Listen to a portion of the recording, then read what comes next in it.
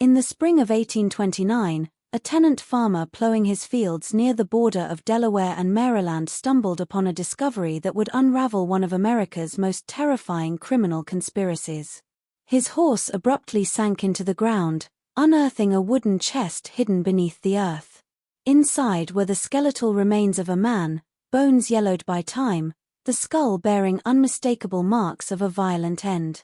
This grim find was merely the first clue. In the subsequent weeks, lawmen would exhume the bodies of no fewer than 7 individuals from the property, among them 3 children. All were victims of a woman whose name was already a hushed dread throughout the Delmarva Peninsula, Martha Patty Cannon. For almost 20 years, Cannon had overseen what contemporary historians refer to as the Reverse Underground Railroad, a vicious network that abducted free African Americans and recaptured escaped slaves to sell them into bondage in the Deep South. Yet her enterprise extended beyond human trafficking. Cannon was also a serial murderer, eliminating rival slave traders, potential witnesses, and even children who threatened her operation. Court documents from Sussex County, Delaware, indicate she was formally charged with 4 murders, though witnesses insisted the true count was more than 20. Before we delve deeper into the narrative of Patty Cannon and her reign of terror along the Mason-Dixon line, I'm curious about you. What state or city are you listening from?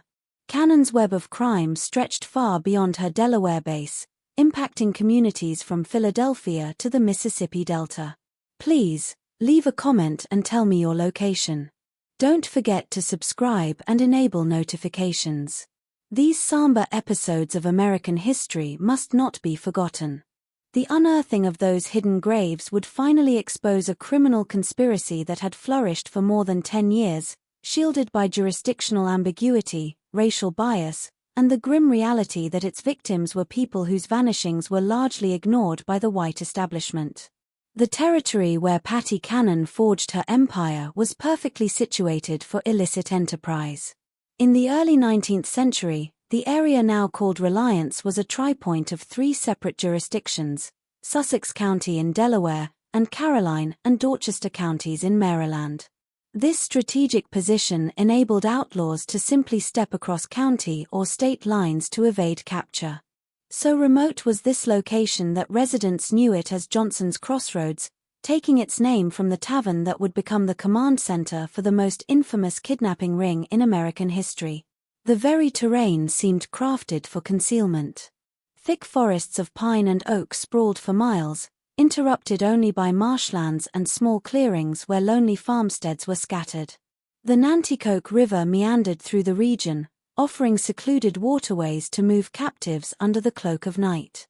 Roads were scarcely more than dirt tracks, and the nearest towns of any significance were days of travel by horse. For anyone intending to operate outside the law, it was a perfect sanctuary. Martha Cannon, known as Patty to acquaintances, had come to this borderland around 1790. Legal records indicate she was born approximately in 1760, perhaps under the name Lucretia Patricia Hanley, though she deliberately obscured her origins. Some reports claim she was born in Canada, immigrating to Delaware at 16. What is certain is her marriage to Jesse Cannon, a local farmer whose land straddled the state line. The couple had at least one daughter and seemed to live an ordinary rural existence. Neighbors described Jesse as a withdrawn, quiet man who focused on his small farm, growing tobacco and corn like others in the region. The Cannon homestead occupied a modest plot that literally crossed the Delaware-Maryland border, a geographical quirk that would become essential to Patty's later crimes. The house was a simple 2-story structure of the era, with sturdy wooden walls and small windows. Unbeknownst to the community, this ordinary-looking home would soon contain secret chambers and concealed spaces built to hide kidnapped people. But beneath this facade of normality festered a profound darkness. The early 1800s were a pivotal time for slavery in America. After Congress outlawed the importation of enslaved Africans in 1808, the demand for labor in the burgeoning cotton fields of Alabama, Mississippi, and Georgia spawned a highly profitable domestic market. A healthy enslaved adult who might have cost $300 before the ban could now fetch over $1,000 in the Deep South. This price surge created powerful incentives for criminals willing to trade in human suffering. The economic revolution of the South, driven by the cotton gin, had generated an insatiable appetite for enslaved workers. Cotton was expanding rapidly across the Gulf Coast states, and planters were prepared to pay top prices for laborers. The legal prohibition on African imports meant the only source of new enslaved people was the domestic population, either through birth or the capture and re-enslavement of free African Americans.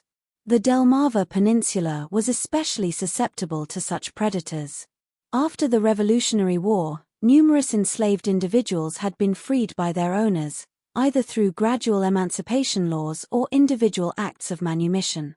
Maryland and Delaware housed significant populations of free African Americans who worked as farmers, laborers, and artisans. These communities, though legally free, existed in perpetual anxiety. They lacked powerful allies, had limited legal rights, and their disappearances were frequently ignored by white authorities who did not view them as full citizens. The legal standing of free African Americans in the early 1800s was fragile. While not enslaved, they were denied most rights held by white citizens. They could not vote, serve on juries, or typically testify against white people in court. Their freedom could be contested at any moment, and they were mandated to carry documents proving their status. For criminals like Patty Cannon, these legal weaknesses created ripe opportunities for exploitation. Into this landscape emerged Patty Cannon, a woman who demonstrated that evil observes no gender limits. Contemporary descriptions portray her as a large, physically formidable woman with strength unusual for her sex. She stood almost 6 feet tall in a time when most women were barely 5 feet, and she possessed what neighbors called an intimidating aura. Her voice was reportedly deep and commanding, and she was known for violent eruptions when challenged. Her husband Jesse died under suspicious circumstances around 1826. Some later alleged she poisoned him, making her a widow with total control over the family property. By then, she had already started forming the criminal alliances that would make her name a byword for terror. Local law enforcement was practically non-existent in the rural border area, and the limited authority that did exist was often corrupt or simply overwhelmed by criminality. The social fabric of the region also favored criminal operations. The white population was sparse and frequently transient, composed mainly of small farmers, laborers, and individuals escaping their pasts in more settled areas. Community cohesion was minimal. Neighbors typically kept to themselves, regardless of what they might suspect about those living nearby. This isolation and apathy would be critical to Cannon's ability to operate undetected for so long. Patty Cannon's evolution from frontier widow to criminal leader commenced with her daughter's marriages, a pattern that would define the next 20 years. Both of the young women's husbands were slave kidnappers. Her first son-in-law, Henry Brayton, was a blacksmith who augmented his income by capturing free African Americans for sale down south. In 1811, Brayton was arrested and jailed in Georgetown, Delaware, for kidnapping, but he escaped from prison that same year. Brayton's criminal endeavors were well known locally long before his arrest. His work as a blacksmith gave him legitimate cause to travel throughout the area, visiting farms and settlements to shoe horses and repair equipment. This mobility offered perfect camouflage for his illegal activities. He would pinpoint potential victims during his business rounds, noting which families had teenagers or young adults who could command high prices in southern slave markets. The techniques used by early kidnappers like Brayton were often simple but effective. They depended on deceit, brute force, and the seclusion of rural life to seize their victims. A common ruse involved approaching free African American families with job offers in faraway places. Desperate parents, seeking economic opportunities for their children, might let them travel with these supposed employers, only to realize too late they had consigned their children to slavery. It was after Brayton's escape that the first documented murder linked to the Cannon family took place.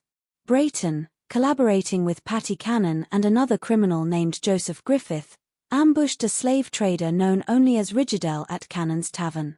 The scheme was simple yet brutal: get the target drunk, rob him of his money and slaves, then eliminate the witness.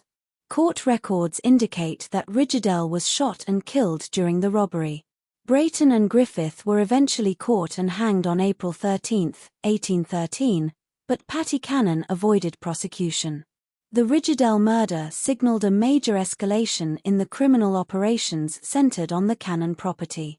Before this event, the family had been involved mainly in facilitating kidnappings and offering safe harbor for criminals passing through. The readiness to murder for profit revealed a ruthlessness that would define all of Cannon's future undertakings.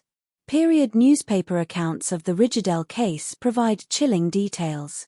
The victim had been journeying through the region with a large sum of money, estimates range from $3,000 to $5,000, for buying enslaved people in local markets. He had stopped at what he thought was a legitimate tavern for food and lodging, unaware he was walking into a trap. The conspirators plied him with alcohol all evening, waiting for the perfect moment to attack. When Rigidel finally went to his room, Brayton and Griffith followed. Neighbors later reported hearing shouts and the noise of a struggle, followed by a gunshot. By morning, Rigidel was dead, his money gone, and his wagon and horses had vanished. The body was quickly buried on the property, initiating what would become a common practice of using the isolated location as a graveyard for murder victims. The execution of her daughter's first husband did not deter Cannon from her path.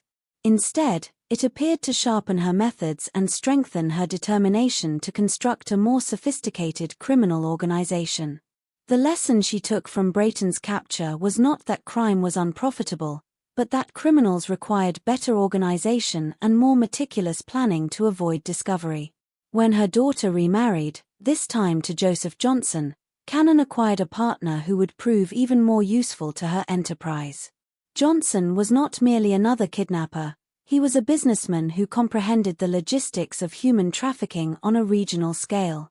He had connections throughout the South, expertise in transportation and logistics, and, crucially, the capital needed to expand their operations beyond simple opportunistic crimes. Johnson contributed a tavern situated exactly on the Delaware-Maryland state line. This establishment, known as Joe Johnson's Tavern, was so strategically placed that different rooms were literally in different states. This geographical perk enabled them to shuttle kidnapped victims between jurisdictions, confusing pursuing lawmen. When Delaware officers arrived with warrants, suspects could just step into the Maryland portions of the building and claim immunity from Delaware authority. The tavern served multiple functions in the growing criminal enterprise. It was a legitimate business that provided cover for their activities, generating income and explaining the constant traffic of travelers and wagons. It operated as a holding facility for captives awaiting transport south, with specially built hidden rooms and cellars designed to conceal human cargo. And it was a meeting spot for the network of criminals who worked for them, a neutral location where plans were made and profits divided. The physical design of the tavern mirrored its multiple uses. The main floor looked entirely normal, with a common room for travelers, a bar, and rooms for legitimate guests. But below the building lay a series of cellars and tunnels specially constructed for hiding kidnapped people. These underground spaces were accessible through hidden entrances and were engineered to muffle sound and prevent escape. Iron rings embedded in stone walls served as anchor points for chains, while small air vents ensured captives wouldn't suffocate during extended confinement. The gang that formed around Cannon and Johnson was notably diverse for its time. It included white criminals like Henry Carr, mixed-race decoys such as John Purnell, who used several aliases, and even enslaved individuals coerced into helping capture others. This multiracial makeup was strategic. African-American gang members could approach potential victims without immediately arousing suspicion, while white members handled negotiations with buyers in the Deep South. John Purnell, described in court papers as a yellow man or mulatto, was especially valuable to the organization. His mixed racial background let him move with relative ease between white and African American communities. He maintained multiple identities, presenting himself as either a free person of color looking for work or a light-skinned white man conducting business, depending on the circumstance. This chameleon-like skill made him an ideal scout for identifying targets and making initial contact.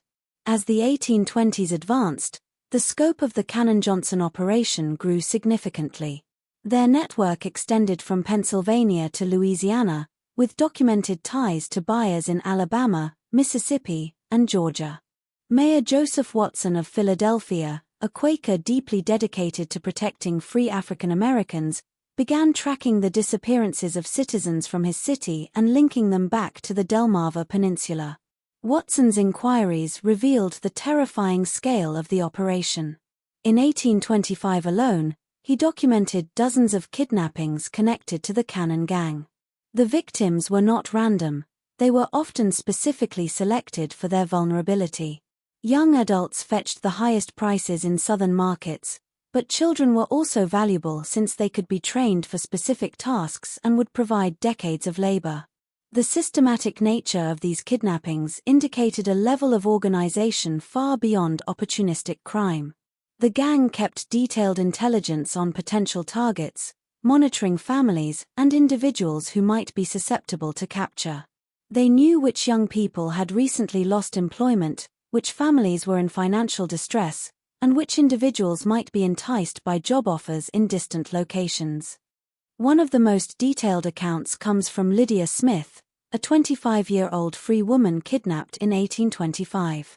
Her testimony, preserved in court records, describes being held first in Cannon's house, then moved to Johnson's Tavern, where she was kept in chains for 5 months. Smith remembered the constant terror, the insufficient food, and the knowledge that she was scheduled to be transported south with a large group of other kidnapped people. Only her eventual rescue by Watson's network saved her from a lifetime of slavery. Smith's account provides vital details about the conditions suffered by victims of the Cannon gang. She described being seized while walking alone on a road near Philadelphia, overpowered by several attackers, and transported by wagon to the Delaware-Maryland border. The journey took several days, during which she was blindfolded and chained to prevent escape. Upon arrival at the Cannon property, she was placed in a hidden room beneath the main house, where she found she was not alone. The underground holding areas, according to Smith's testimony, contained dozens of other kidnapped people at various times. Men, women, and children were kept in separate sections, all chained to prevent escape. The conditions were intentionally harsh: inadequate food, no sanitation, and perpetual darkness, except when guards brought candles during meals. The psychological torment was as severe as the physical conditions, as captives knew they were destined for sale into lifelong bondage. Smith also provided details about the gang's methods for processing their human cargo. Victims were systematically stripped of any documents proving their free status, and any personal items that could help identify them were destroyed. They were given new names and fabricated backgrounds to support their sale as legitimate slaves. Those who resisted or tried to maintain their true identities were beaten into submission. The gang's operations were an open secret locally. Neighbors knew that people vanished near the Cannon property, that wagons came at strange hours, and that Johnson's Tavern hosted suspicious gatherings, but the victims were African Americans in a society where their word carried little weight against white criminals. Local law enforcement, to the extent it existed, showed minimal interest in investigating crimes against people they viewed as inherently suspect. The local white community's complicity in the gang's activities went beyond mere indifference. Some neighbors actively supported the criminal enterprise, either through direct involvement or by supplying information about potential victims. Local merchants provided the gang with supplies, asking no questions about the source of their payment. Even some law enforcement officials were suspected of accepting bribes to ignore reported suspicious activities. This indifference shifted only when white victims became involved. The gang didn't just kidnap free African Americans, they also robbed and murdered slave traders traveling through their territory with large amounts of cash. These victims were white men engaged in the legal slave trade, and their disappearances attracted the attention that African American victims never received. The first documented case occurred around 1820 when a slave trader from Georgia named Bell or Miller vanished while traveling through the area. This man had been carrying a significant sum, some accounts say $35,000, for purchasing enslaved people. He was last seen at Cannon's establishment, and his horse was later found in her possession.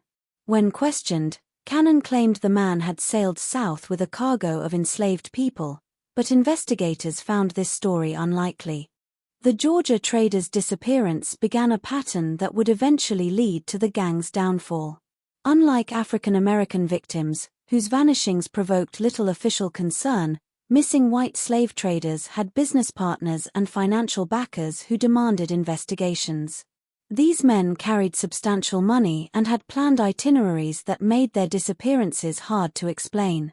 Cannon's method for dealing with these victims was characteristically brutal. The traders would be lured to the tavern under the guise of legitimate business.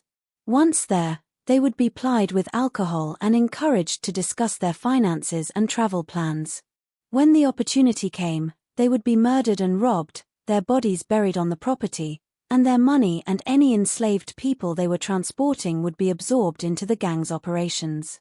The profits from these murders were enormous. A single slave trader might carry enough cash to fund the gang's activities for months. The enslaved people they transported could be sold through the gang's southern networks, producing additional income. Most importantly, eliminating these competitors helped the gang maintain its regional monopoly on criminal activities. By the mid-1820s, pressure on the Cannon-Johnson gang was mounting from multiple fronts.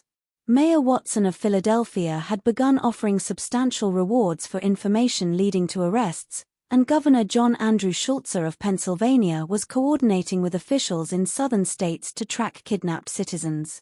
Their investigations revealed not just individual crimes, but a systematic network operating for over a decade. The reward Watson offered, $500 for information leading to arrests, was a considerable amount for the period, equal to several months' wages for most workers. This financial incentive started to loosen tongues in communities that had previously remained silent about the gang's activities. Former associates, disgruntled gang members, and even some victims who had managed to escape began giving information to authorities. The gang's reaction to this pressure was typically violent. Instead of reducing their operations, they began more aggressively eliminating potential witnesses. This decision would ultimately prove their undoing, as it expanded their list of victims to include people whose disappearances could not be overlooked. The escalation in violence during this period reflected Patty Cannon's growing paranoia. She had built a criminal empire generating huge profits. Estimates suggest the gang's annual income exceeded $50,000, a fortune in the early 19th century. But this success had made her a target for law enforcement, and she became convinced that former associates posed an existential threat to her operations. The most critical figure in the gang's eventual exposure was a mixed-race boy named Cyrus James. Cannon had purchased James as a slave when he was just 7 years old and had raised him in her household. As he grew older, James was forced to participate in the gang's activities, serving as a decoy to lure other African Americans into traps. His intimate knowledge of the gang's operations, combined with his increasing disgust at the violence he witnessed, made him both an invaluable asset and a potential threat. James's position in the Cannon household was uniquely tragic. As an enslaved child, he had no choice but to participate in whatever his owner demanded. But as he matured, he began to grasp the full horror of what he was being forced to do. He was helping to ruin the lives of people who looked like him, people who shared his heritage and his vulnerability. This realization created an internal conflict that would eventually lead him to cooperate with authorities, despite the personal dangers. The psychological manipulation Cannon used to control James was sophisticated and cruel. She alternated between treating him as a favored household member and threatening him with violence or sale to brutal masters in the Deep South. She convinced him that his survival depended entirely on her protection and that any betrayal would mean his immediate death. This mix of dependency and terror kept James loyal for years, even as he witnessed increasingly awful crimes. James later testified that he saw Cannon murder multiple children on her property. In one particularly horrifying account, he described watching Cannon take a wounded African-American child, who was not yet dead, from the house in her apron, after which the child never returned. James knew where the bodies were buried because he had been forced to help dispose of them. The murders James witnessed were not random acts of violence but calculated decisions based on Cannon's assessment of risk and profit. Children who became sick or injured were killed rather than treated, as medical care would have been costly and attracted unwanted attention. Young people who were difficult to control or who insisted on their free status were eliminated as potential problems.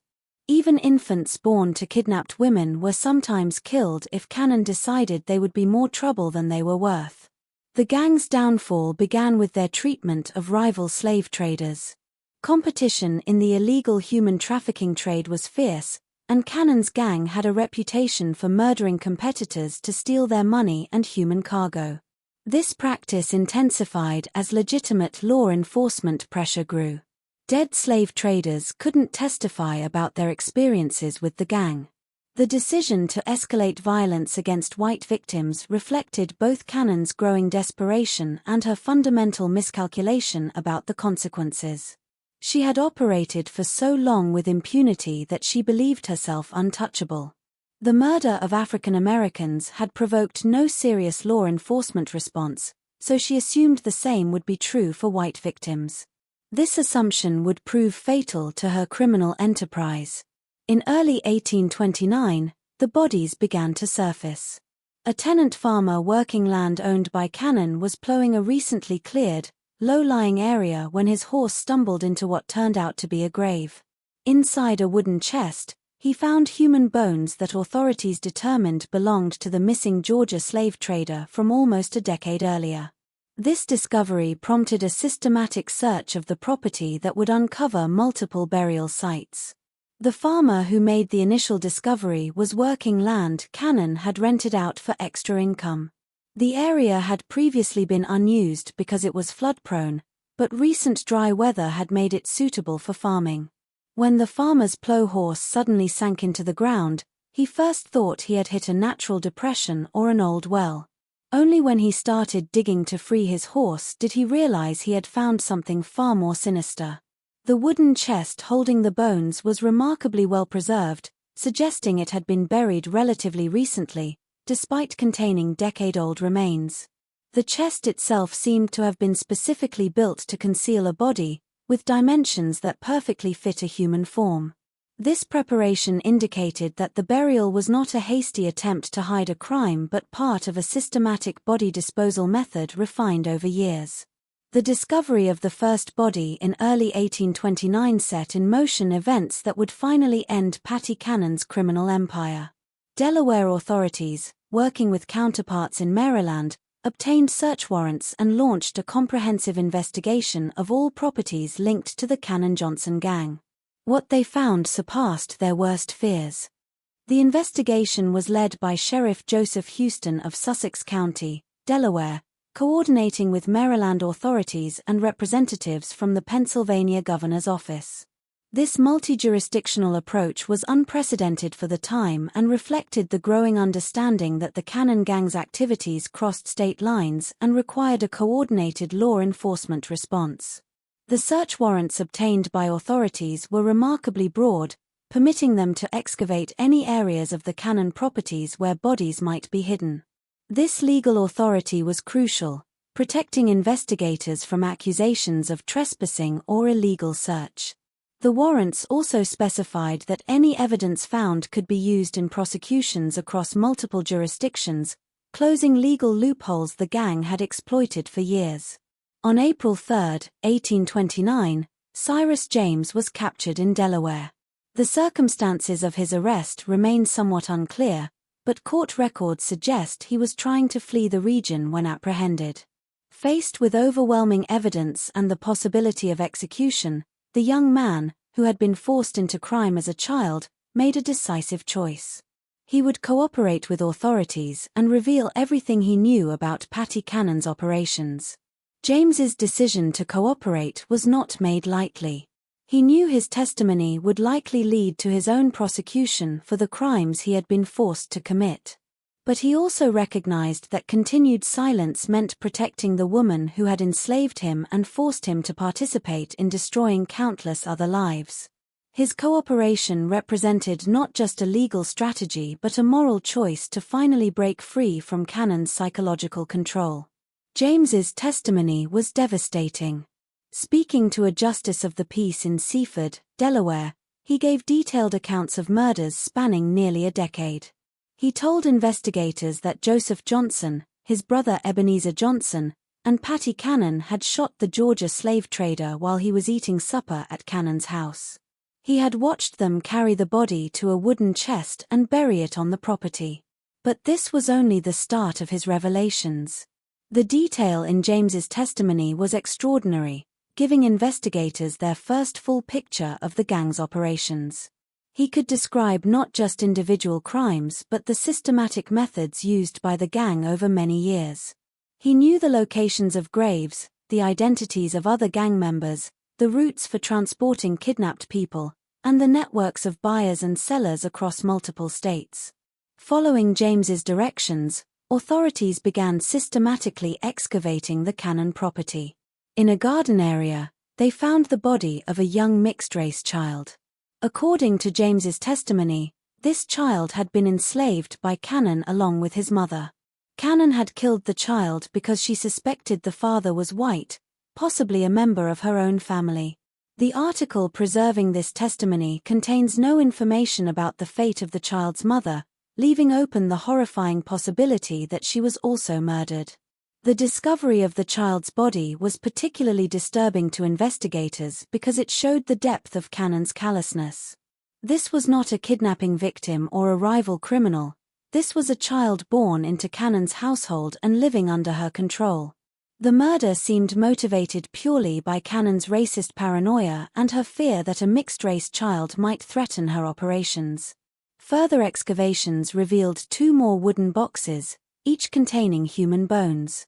James identified one set of remains as belonging to another child he had seen Cannon beat to death with a piece of wood. The third set belonged to an adult James described as someone they considered had property, meaning the gang believed this person was free and might have resources worth stealing.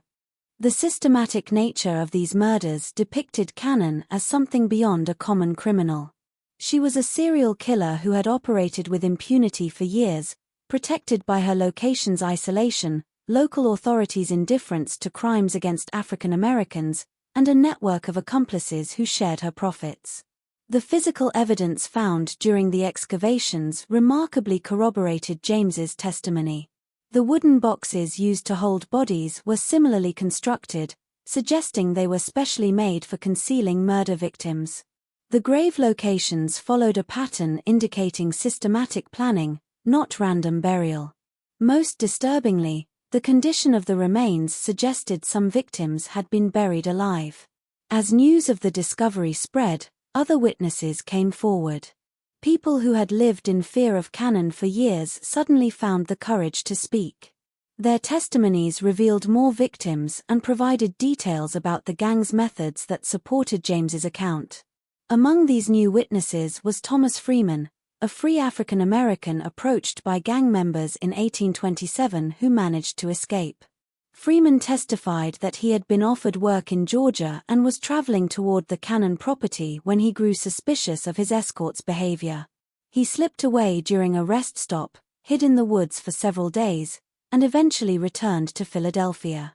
Freeman's testimony was important because it illuminated the gang's recruitment techniques. He described how the initial approach had seemed completely legitimate. He had been struggling to find work in Philadelphia when a well-dressed man offered him a job on a Georgia plantation. The wages were generous, and transportation was free.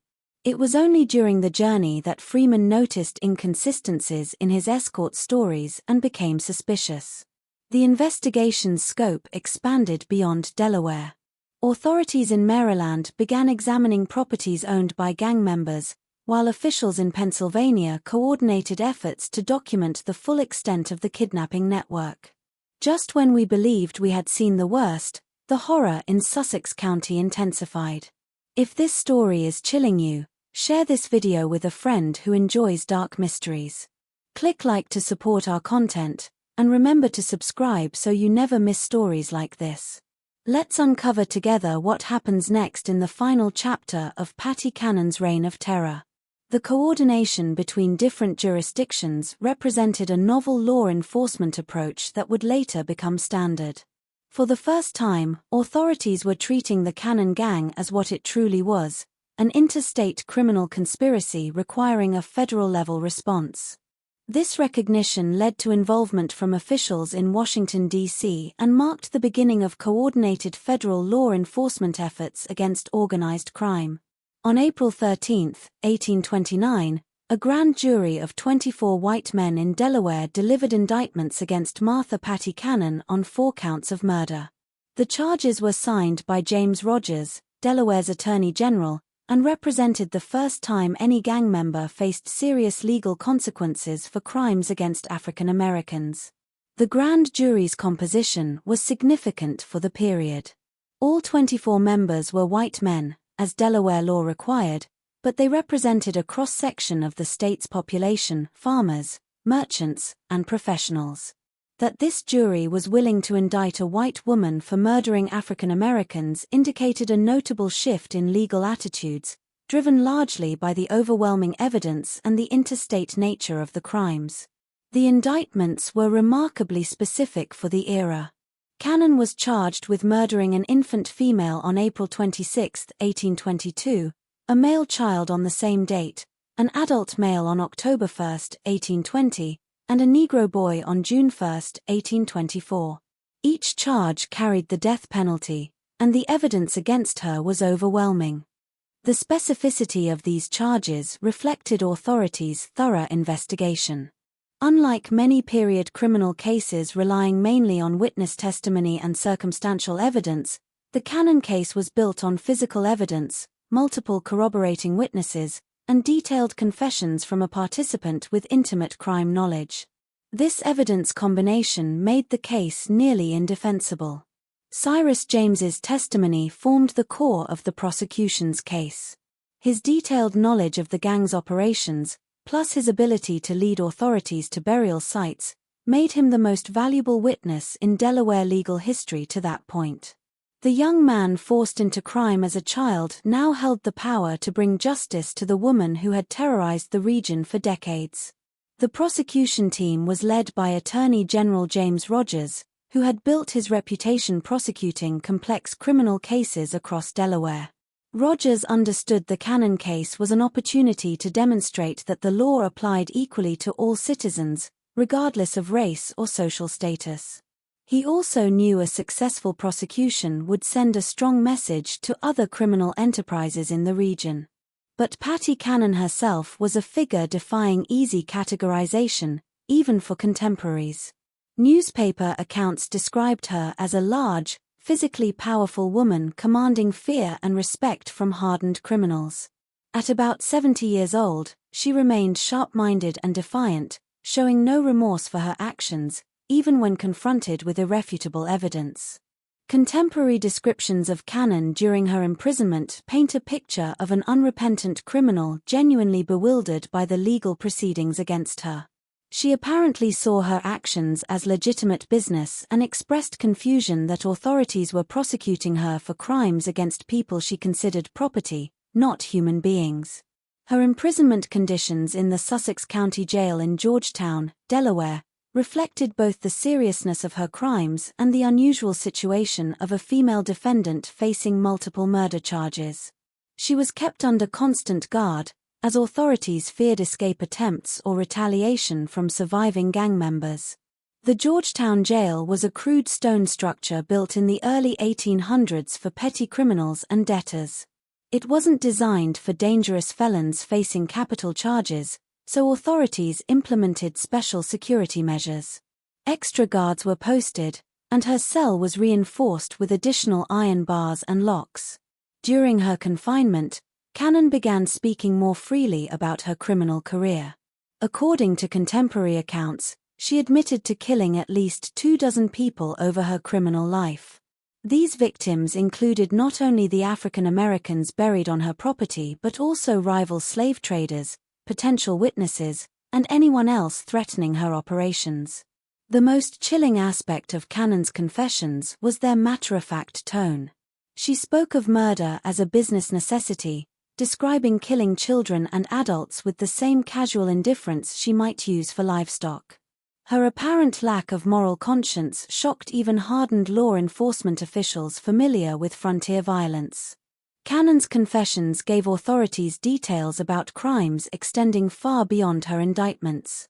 She described murders dating to the early 1810s, kidnappings involving hundreds of victims, and a criminal network reaching multiple states. These revelations confirmed investigators' suspicions that the crimes discovered on her property were only a fraction of the gang's total activities. The legal proceedings moved with unusual speed for the period. The overwhelming evidence, combined with public demand for justice, created momentum for a quick trial and resolution. Court records suggest Cannon was expected to face trial within weeks of her indictment, with execution to follow shortly if convicted. The prosecution's strategy was straightforward: present the physical evidence, provide testimony from Cyrus James and other witnesses, and let the jury reach the obvious conclusion of guilt. The defense could only plead for mercy based on Cannon's age and gender, though few observers thought such arguments would work given the crime's horrific nature. The trial was scheduled for late May 1829, with jury selection the week before. Legal observers from across the region were expected to attend, as the case was one of the most significant criminal prosecutions in Delaware history. Newspapers as far as Philadelphia and Baltimore planned extensive coverage. The legal proceedings against Patty Cannon would never conclude. On May 11, 1829, roughly 3 weeks before her scheduled execution, jail guards found her dead in her cell. The official cause was suicide by poison, though the exact circumstances remain murky. Some accounts say sympathizers smuggled her arsenic, others suggest she had been hoarding medication for weeks. The discovery of Cannon's body sent shockwaves through the Georgetown jail and wider community. Guards making morning rounds found her on her cell floor, apparently having died during the night. There were no signs of struggle or violence, and the cell was securely locked. The only evidence was a small vial hidden in her clothing, later analysis suggesting it contained arsenic. How Cannon obtained the poison remained an unsolved mystery. The jail's security procedures were lax by modern standards, and visitors weren't thoroughly searched before meeting prisoners.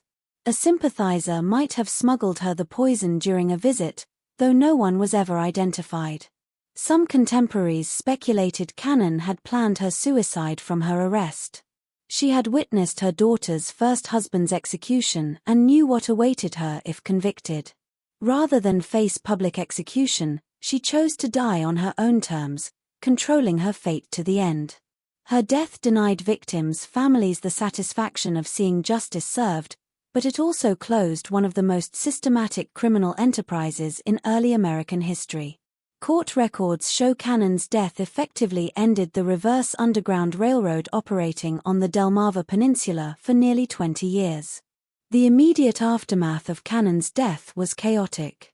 Authorities had prepared for Delaware's most significant criminal trial, and her suicide left unresolved questions about her criminal network's full extent. The investigation into her activities continued for months, but without her testimony, many details remained unclear. The fates of her surviving accomplices varied. Joseph Johnson, her son-in-law and primary partner, had fled to Alabama or Mississippi before the investigation started. His brother Ebenezer also escaped to the Deep South, where they presumably continued criminal activities beyond Delaware's reach. Local law enforcement made half-hearted attempts to pursue them, but jurisdictional complications and vast distances made successful prosecution unlikely. Only Cyrus James, the enslaved boy forced into crime, remained to face justice, and his cooperation with authorities ultimately won him freedom instead of execution. The Delaware courts, acknowledging James had been coerced into participating and that his testimony was crucial to uncovering the crimes, granted him freedom and protection from retaliation. James's fate after the trial was one of the few positive outcomes from the tragic episode. He was relocated to Pennsylvania, where abolitionists helped him establish a new identity and start a legitimate life. Some accounts suggest he later joined the Underground Railroad, using his knowledge of criminal networks to aid genuine efforts to help escaped slaves. The investigation revealed the Cannon-Johnson gang was responsible for kidnapping hundreds of free African Americans over their operations. While exact numbers are disputed, conservative estimates suggest they trafficked between 500 and 1,000 people into Deep South slavery. The economic value of these crimes, measured in period slave prices, represents millions in today's currency. The human cost of these crimes extended far beyond statistics. Each kidnapping meant a destroyed family, a stolen life, and a perpetuated system treating people as property. Many victims were never recovered, living out their lives in bondage hundreds of miles from home. Children were separated from parents, spouses from each other, and entire communities lived in fear of similar attacks. The geographic scope of the gang's activities was equally staggering. Evidence showed connections to criminal networks from New York to Louisiana. The Cannon Gang was part of a larger illegal human trafficking system exploiting jurisdictional confusion and limited law enforcement capabilities of the early 19th century. Patty Cannon's body was initially buried in the Georgetown jail's graveyard. The burial was without ceremony, reflecting the community's desire to forget the horrors linked to her name. When that land was later developed into a parking lot in the 20th century, her remains were moved to a potter's field near the new prison. In a bizarre twist showing sensationalist attitudes toward her crimes, her skull was separated and displayed in various venues over the years. As recently as 1961, it was on loan to the Dover Public Library, a macabre reminder of one of Delaware's darkest chapters. This treatment of her remains, while disturbing by modern standards, reflected public fascination with her crimes and desire to remember the horrors she perpetrated. Patty Cannon's legacy extends beyond her individual crimes. Her story illustrates the systematic violence underpinning American slavery, the vulnerability of free African Americans in the antebellum period, and how geographic and legal loopholes could be exploited by sophisticated criminals. The reverse Underground Railroad she operated was the dark mirror of networks helping enslaved people escape to freedom, a reminder that for every liberation story, there were countless others of re-enslavement and death. Modern historians study the Cannon case as an example of how criminal enterprises could flourish in legal jurisdiction gaps. Her ability to operate for nearly 2 decades despite local knowledge demonstrates the combination of racism, legal limitations, and economic incentives allowing such horrors to continue.